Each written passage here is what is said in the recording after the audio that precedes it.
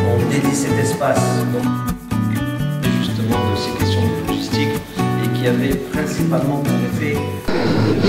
Donc les préparatifs pour la 14e édition du Salon international de l'agriculture se déroulent dans des conditions excellentes, surtout après les dernières précipitations qu'ont connues l'ensemble des régions du Royaume et le niveau d'implication aujourd'hui habituel de nos partenaires, en l'occurrence le ministère de l'Agriculture, les 12 présidents de régions que je salue, le groupe du Crédit Agricole et les autres partenaires publics et privés.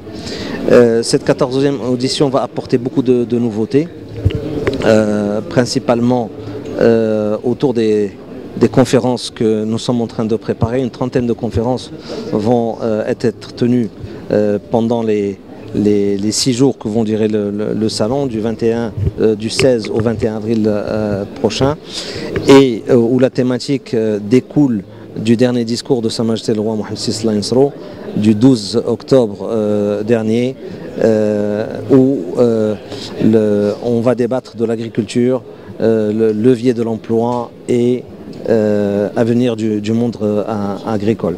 Donc une thématique qui va certainement aborder beaucoup de questions relatives à la jeunesse, relatives aux opportunités d'emploi, aux opportunités d'investissement,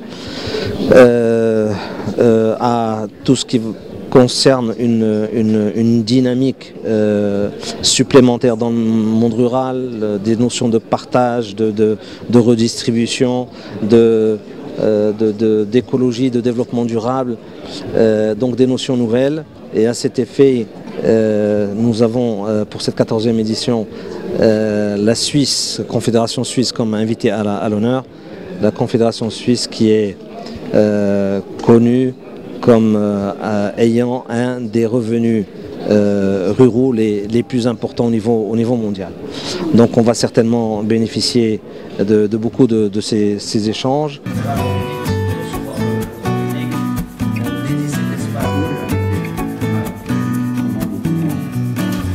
Mesdames, Messieurs les journalistes, je vais commencer avec une devinette.